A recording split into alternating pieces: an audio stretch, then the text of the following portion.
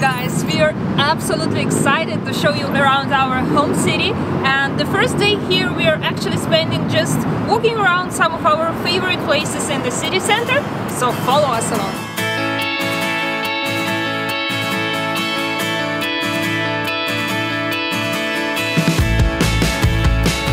The monument to Vladimir the Great is the newest addition to the city center landscapes. It was only opened in 2016. This statue is 17.5 meters high. It is enormous and it's overlooking the beautiful streets. Just epic place.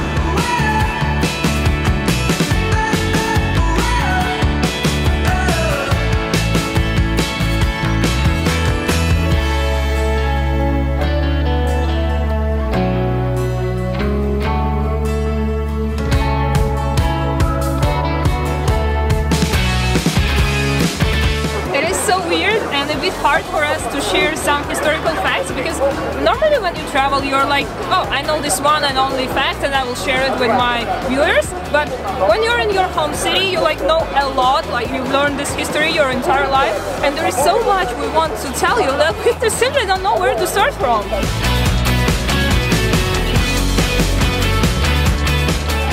We are now at the 0 kilometer. This is the place where like all the roads and streets, not only of Moscow but of entire Russia, start from.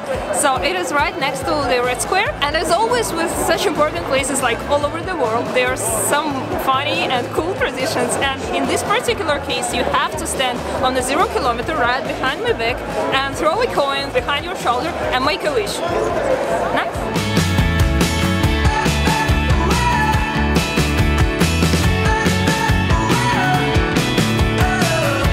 This is not actually a very common thing to see on the Red Square. It is here just for the military parade that will be going on the 9th of May. There will be people sitting over there looking at all the military forces going through the Red Square.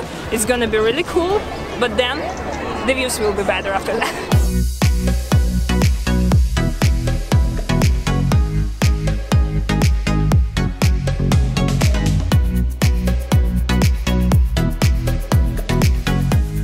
Did you know that I was having breakfast with my friend the other day, and I told her that we are going to Moscow, and the first fact about Moscow she remembered was that there was an architect who built an extremely beautiful cathedral, and then he was blinded by the Tsar in order not to repeat his masterpiece in any other country. So that is the cathedral she was talking about. It is a St. Basil's cathedral and it is located on the Red Square, and I absolutely love it.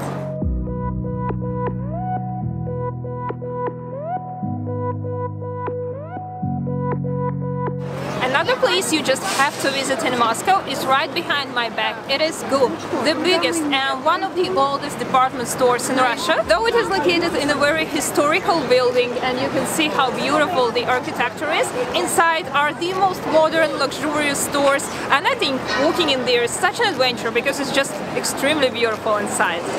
One of the things everyone does in GUM is eating an ice cream. They still sell here like an old Soviet type of really classical ice cream. It is so delicious, like super creamy, and you should try it.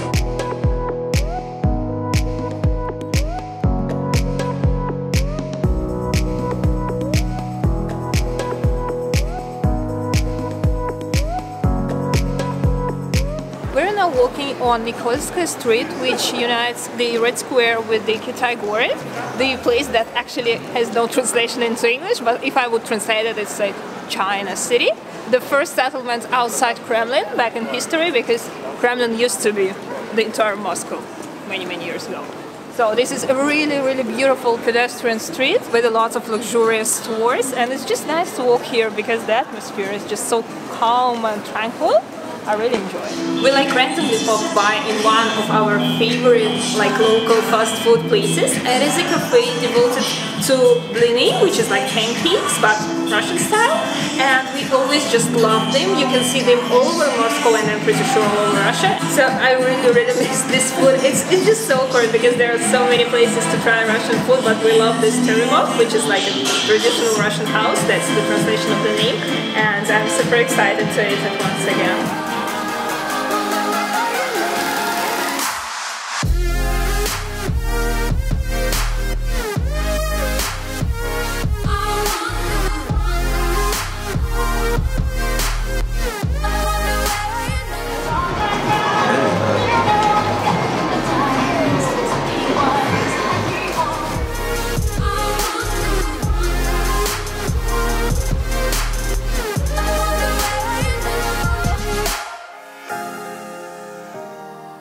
We are now at the rooftop of the kids department store. It is 6th floor or even higher, I don't know, but you can see the entire Moscow from here. It looks spectacular, especially in the nice weather, and all the tourists come here for these epic pictures, but also you can stroll around the shops because the department store inside also looks just like out of the movies. You just can't believe that you are not in a fairy tale, so it's like a totally worth visiting place.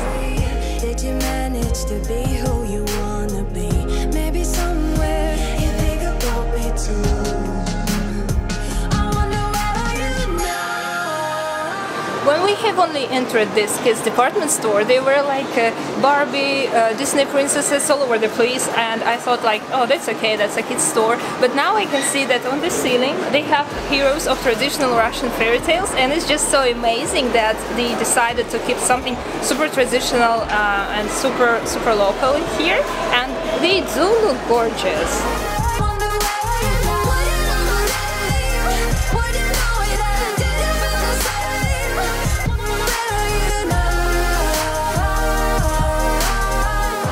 Nikolskaya Street is a favorite destination for all foodies. There are lots of yummiest restaurants in here, but before trying out Russian or international cuisine here, stop by this awesome building because it is a really outstanding one. So how did the most traditional Chinese building appear in the city center of Moscow? It is actually a very interesting story, because this street, Nikolskaya Street, it is connected directly with Kremlin, so obviously all the important people like kings and queens of different countries, whenever they visited Russia, they had to pass by the street to enter Kremlin. This street was inhabited by really rich and aristocratic people, and they all wanted those important guests to live in their houses, because it was a time where there were no hotels around, so they stayed in the private house. And this guy, the owner of this building, he found out that very well-known, influential Chinese politician is about to enter the country, so he ordered his architect to